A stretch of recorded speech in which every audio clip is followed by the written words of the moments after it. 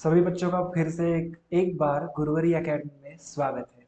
तो बच्चों, आज हम देख रहे हैं स्टैंडर्ड 8 हिंदी में जो आपका 7 चैप्टर है, स्वराज्य मेरा जन्म सिद्ध अधिकार है। जो ये सेंटेंस कहा था हमारे लोकमान्य तिलक जी ने, ये चैप्टर अच्छे तरीके से हमने पढ़ लिया है और उसमें से जो हमारे क्वेश्चन आंसर्स होते हैं जिसे हम स्वाध्याय कहते हैं, वो आज हम यहाँ पे देखने वाले। तो चलो देरी किस बात की, शुरू करते हैं आज के सेशन के लिए।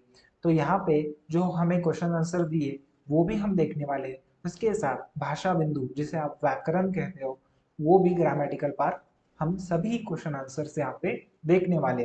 तो चलो शुरू करते हैं आज के सेशन के लिए। सूचना के अनुसार कृतियां करो, जो हमें फर्स्ट यहाँ पे आपके स्क्रीन के ऊपर शो हो रहा है, आप देख सकते हो। सूचना के अनुसार कृति करो, उसमें हमें फर्स्ट क्या दिया है यहाँ पे देख सकते हो। विधानों को पढ़कर गलत विधानों को सही करके लिखो। यहाँ पे विधान पढ़ने हैं और वो विधान क्या है बच्चा, वहां पे गलत है और उससे हमें सही करके वहां पे लिखना है। मतलब उसका आंसर वही होगा जो सेंटेंस आप सही करके लिखोगे। तो पहला हमारे यहाँ पे सेंटेंस दिया है, तिलक जी ने कहा है कि ये यद्यपि शरीर से जवान है किंतु उत्साह से मैं बूढ़े हैं। लेकिन ये तो सेंटेंस गलत है बच्चा। तो इसका सही सेंटेंस हमने जब चैप्टर पढ़ा था तो क्या था, तो यहाँ पे आंसर की तरह यहाँ पे आप लिख सकते हो, तिलक जी ने कहा है कि ये यद्यपि शरीर से बूढ़े हैं, वो मतलब शरीर से बूढ़े हैं किंतु उत्साह में जवान है। मतलब जो उनका उत्साह है वो क्या है, एक जवान आदमी की तरह है। तो इस तरीके से उन्होंने एक सेंटेंस कहा था, हम पाठ्यक्रम में पढ़ चुके हैं। यहाँ पे वही आपको लिखना है उसे सही करके। अगला आपके सामने सवाल है, प्रांतीय सम्मेलन अंग्रेजों की देन है। जो प्रांतीय सम्मेलन है वो अंग्रेजों की देन है। तो इसका आंसर मतलब सही क्या आएगा, प्रांतीय सम्मेलन कांग्रेस की देन है। किसकी देन है, कांग्रेस की देन है। तो ये था हमारा सवाल पहला, यहाँ पे हम सॉल्व कर चुके हैं। अगला सवाल हम देखने वाले, टिप्पणी लिखो। आपके सामने यहाँ पे स्क्रीन पे शो हो रहा है, अभी देखिए। टिप्पणी लिखो, उसमें जो हमारा फर्स्ट क्वेश्चन है वो आपके सामने है। टिप्पणी लिखो में क्या लिखना है, देखिए इस तरीके से ये सवाल है लोकमान्य तिलक जी का। तो देखिए टिप्पणी लिखो में लोकमान्य तिलक उन्होंने हमें पूछा है, तो हमें क्या लिखना है वहां पे। तो उसका आंसर आप अपने मन से भी लिख सकते हो, ये भी आंसर वहां पे लिख सकते हो बच्चा। तो चलो उसका आंसर है लोकमान्य बाल गंगाधर तिलक जी का जन्म, उनके बारे में लिखा है। टिप्पणी लिखो मतलब उनके बारे में हम मतलब 4 5 10 लाइन में हम लिखेंगे। टिप्पा लिखा जिस तरीके से मराठी में आपको क्वेश्चन होता है उसी तरीके से ये भी टिप्पणी लिखो, ये है। सो सिंपल होता है, आप लिख सकते हो, हम भी लिख सकते हैं। चलो स्टार्ट करते हैं।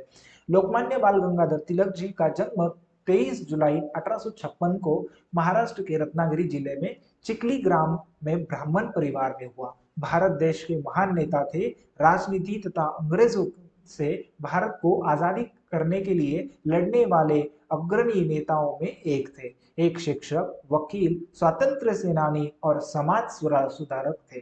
स्वराज्य मेरा जन्म सिद्ध अधिकार है, मैं इसे लेकर रहूंगा, इन्होंने पूर्ण स्वराज्य की मांग की थी। तिलक जी ने जन जागृति के लिए महाराष्ट्र में गणेश उत्सव और छत्रपति शिवाजी महाराज उत्सव मनाना शुरू किया। उन्हें उन्होंने मराठी में मराठा दर्पण और केसरी ऐसे 2 समाचार पत्र शुरू किए। देश के सेवा करते हुए भारत माता का सपूत 1 अगस्त 1920 को चीर निद्रा में लीन हो गया। मतलब उनकी मृत्यु, जैसे हम कहते हैं शहीद कहते हैं, या फिर उन्हें यहाँ पे मतलब चीर निद्रा मतलब हम जिस तरीके से अदर कोई मरता है तब उसे मर गया कहते हैं, लेकिन जो हमारे देश के लिए लड़ने वाले हैं उसे शहीद कहते हैं। यहाँ पे चीर निद्रा जो अच्छा एक शब्द वो यूज किया है। इस तरीके से आप लोकमान्य तिलक जी के ऊपर टिप्पणी लिख सकते हो। उनके बारे में आप यहाँ पे और कुछ जानते हो तो अच्छी तरीके से उसे ऐड करके उसे मिलाकर और अच्छी तरीके से आप लिख सकते हो। इतना भी काफी है आपके लिए मार्क्स मिलने के लिए। तो बढ़ते हैं अगले सवाल की तरफ। अगला सवाल है, ये पहला हमारा टीपा टीपा लिखो, ये तो था फर्स्ट। अगला है होम रूल, ये है आपके सामने, आप देख सक रहे हो स्क्रीन के ऊपर। होम रूल के बारे में आप टीपा क्या लिखोगे, हमने पाठ में पढ़ा था पाठ्यक्रम में। तो चलो इसका आंसर इस तरीके से लिखना है हमें, बाल गंगाधर तिलक ने 1916 में Akhil Bharatiya home rule league की स्थापना की। एक राष्ट्रीय राजनीतिक संगठन था। भारत में स्वशासन के लिए राष्ट्रीय मांग का नेतृत्व करने के लिए होम रूल स्थापित किया गया था। प्रथम विश्व युद्ध में ब्रिटेन द्वारा भारतीय संसाधनों का खुलकर उपयोग किया गया। युद्ध के उपरांत भारतीयों पर भारी कर लाद दिए। जीवन उपयोगी वस्तुओं की कीमतें आसमान छूने लगी। त्रस्त भारतीयवासी सरकार विरोधी आंदोलन में भाग लेने के लिए तत्पर थे। राष्ट्रवादियों का मानना था कि सरकार का ध्यान आकर्षित करते हुए दबाव आवश्यक है, इसलिए महाराष्ट्र, कर्नाटक, मध्य प्रदेश और शाखाएं खोली गई और इसमें स्वराज्य की मांग, भाषाई प्रांत की स्थापना, शिक्षा के प्रचार यह मुख्य लक्ष्य घोषित किया गया था। इस आंदोलन का मुख्य उद्देश्य स्वराज्य की प्राप्ति थी। मतलब यहाँ पे हमने पाठ्यक्रम में देखा ही था, मतलब हम लोकमान्य टिलक जी ने कहा था कि हमें पूरा स्वराज्य चाहिए। मतलब छत्रपति शिवाजी महाराज जो हमारे प्रेरणा स्थान है, आराध्य दैवत जिसे हम कहते हैं, उन्होंने मतलब स्वराज्य की मतलब निर्माण किया, लेकिन उसके बाद अंग्रेजों ने उसके ऊपर कब्जा किया था। मतलब मराठी में जिसे कहते हैं कि वो हमारे यहाँ पे मेहमान बनकर आए और हमें शासक बनकर हमें के ऊपर जुल्म करने लगे थे।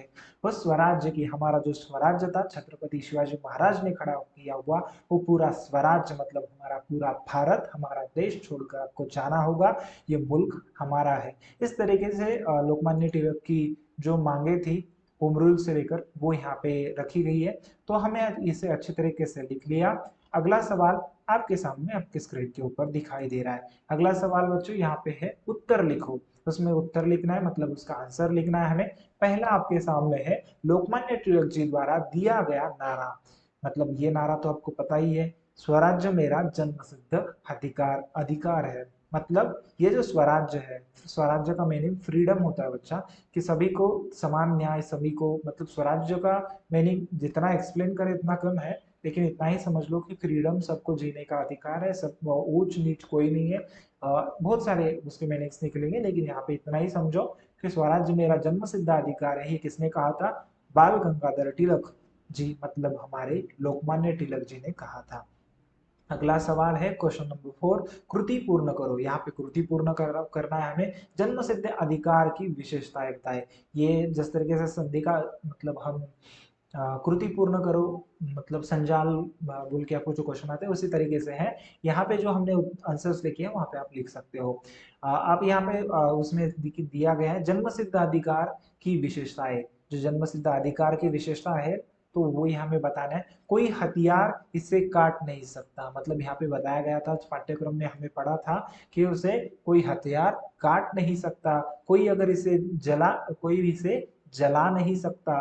कोई जल में इसे भिगो नहीं सकता और कोई हवा इसे सुखा नहीं सकती। तो इस तरीके से ये हम इसके आंसर्स हमने लिख लिए बच्चा। तो यहाँ पे हमारा जो लास्ट क्वेश्चन था यहाँ हमने पूरा खत्म कर दिया है। यहाँ पे आप उसके आंसर्स अच्छे तरीके से लिख सकते हो। कोई दिक्कतें हो तो आप मुझे क्या कर सकते हो, नीचे कमेंट करके बता सकते हो। और यहाँ पे हमारा जो चैप्टर है वो यहाँ पे खत्म होता है और यहाँ पे रुकने से पहले आपसे कहूंगा, आप अगर हमारे चैनल पे नए हो तो यहाँ पे अपने चैनल को लाइक करें, मतलब वीडियो अच्छा लगता है तो लाइक करें, अपना चैनल सब्सक्राइब करके रखें और उसके बाजू में जो बेल आइकन है उसे हिट कर दे, क्योंकि आने वाली जो नोटिफिकेशंस है, जो भी हम वीडियो पब्लिश करते हैं वो उसके नोटिफिकेशंस मतलब आपको वहां पे दिखाई दे और आपको समझ में आए और आपकी पढ़ाई ऐसे ही चलती रहे। तो बच्चा रुकते हैं यहाँ पर, मिलते हैं अगले सेशन में। तो यहाँ पे रुकते हैं।